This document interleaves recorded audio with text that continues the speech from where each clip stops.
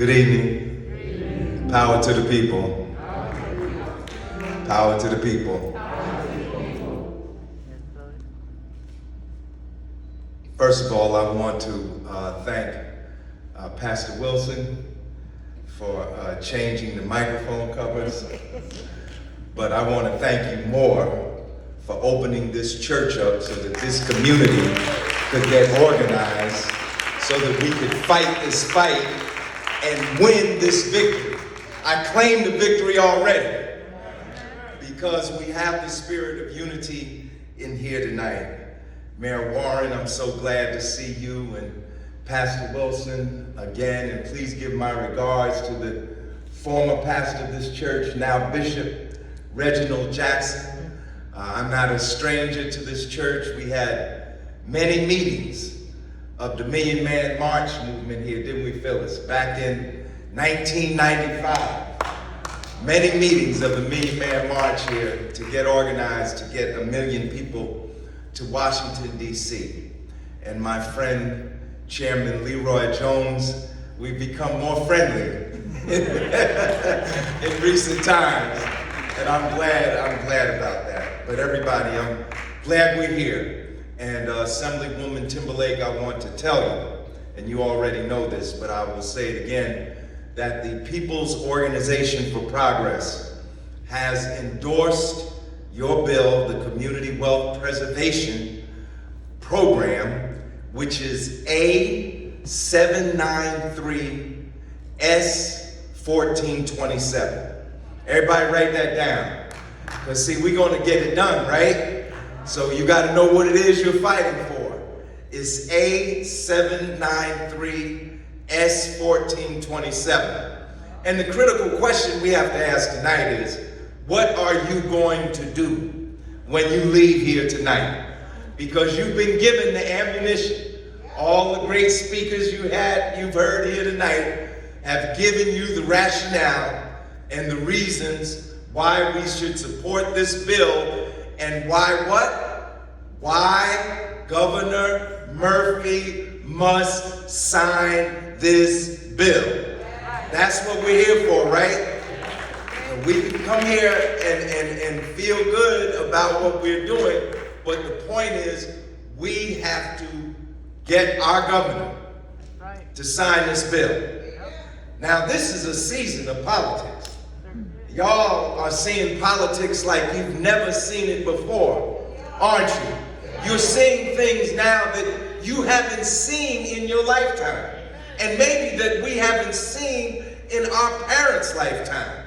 And I've heard a lot of discussion, very valid discussion, of why certain bills can't get passed in Washington, D.C. Because we don't have control of the Senate, because they haven't abolished the filibuster, because the Republicans are stonewalling, because we only have 50-50 in the Senate. That's in Washington.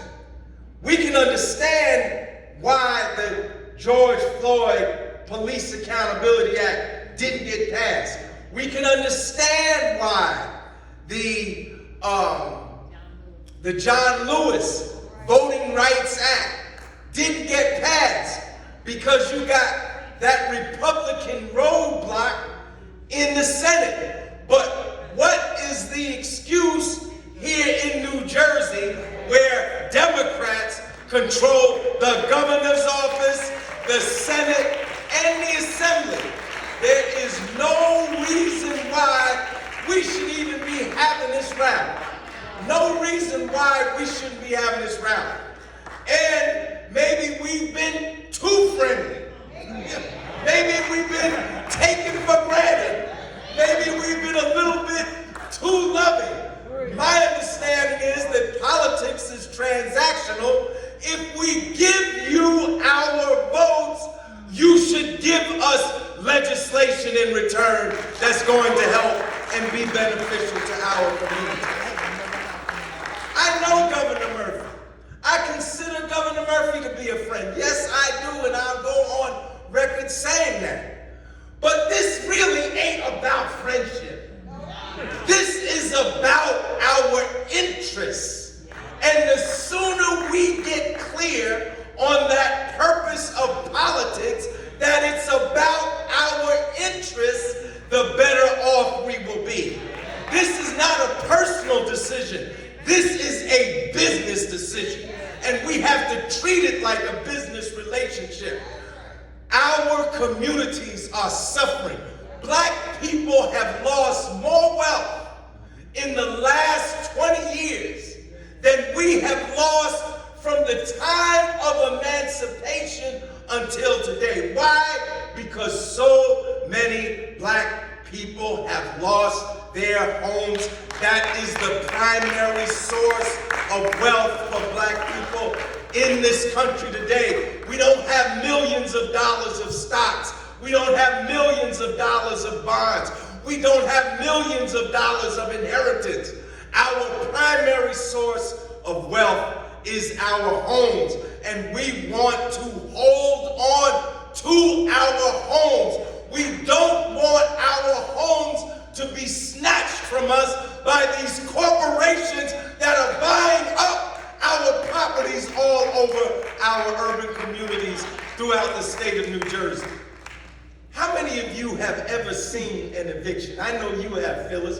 How many of you have seen an eviction? You ever wonder why? Like, you think you see everything on TV, right? You think you see everything in the movies, but you don't see everything. I dare somebody to stand up in this sanctuary today and tell me when, in what television program, in what film, in the movies, you have actually seen people evicted from their homes. You don't see it. You won't see it. And you know why you won't see it? Because the people all over this country saw what happens to people when they lose their homes. There would be an uprising immediately in America. They won't show it to you.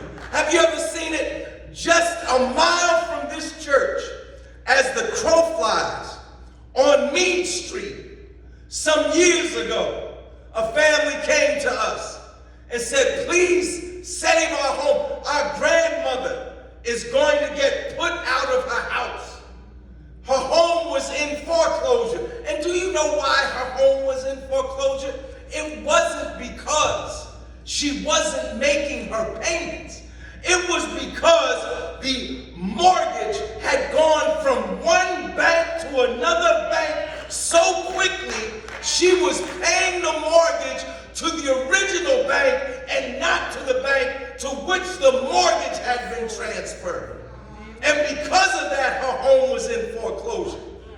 And do you think she got any redress in the courts? No. The judges stood with the banks.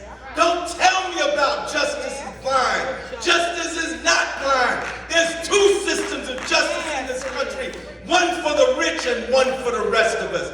That's justice. And the justice, and you saw it today in that decision on Trump. Give Trump a special master. For what? If you took some documents from the government, would you get a special master? Would you get special consideration? Your behind would be in jail before the sun went down. They stand, the judges stand with the banks. And they stand with the corporations. They stand with them. And they came to that grandmother's house. And you know about this, Phyllis. We, the members of the People's Organization for Progress and other allies, we came to the house. We stood in the way. You know what happens when they foreclose on your home? The sheriff comes. The sheriff, it's just like you in Robin Hood. The sheriff of Nottingham and his men, they come. And they come with other officers. And they come with a moving van. And they come to drag you and your belongings out of your house. But we stood in front of the sheriff. We laid down in the street. We laid on the sidewalk. Am I telling the truth, Ingrid? We laid in the walkway. We would not let them come take that grandmother out of our house. And we need more of that in our communities all around this country. And we were able to save her for the moment. For the moment. We couldn't save her. We saved her with 90 days. We got her 90 days. But the second time they came, we couldn't stop them. And they came, the sheriff and the moving van and the officers, they came and they took her out. And they took all her furniture out. All of her belongings, 80 years old, all of her belongings, put it on the truck. And they don't just padlock the door. They padlock the door. They put a sign that you can't take off the door. They even nail up the windows. They nail up the windows. They lock everything up and they take it away. That's if you're lucky. Because if you're not lucky, they'll just leave your stuff on the street. Why do we even have evictions? Why do we even have moratoriums? Why do we have foreclosures? I mean, is this country so poor that we can't let a few hundred people here and a few hundred people there and a few hundred people over there stay in their homes? We got money for war all over the world. If we got money for war, we got money to keep people in their homes, to keep people in their houses, to keep people in their apartments. They got money for everything else. Do you know what's happening right now? Right now, as I stand here, the First Minister of Scotland is declaring in Scotland right now a rent freeze and eviction moratorium for what? For inflation. The last time I looked, Scotland wasn't a socialist country. It wasn't a communist country. It was a part of the United Kingdom. If Scotland can have a rent freeze and an eviction moratorium, why can't the United States do the same?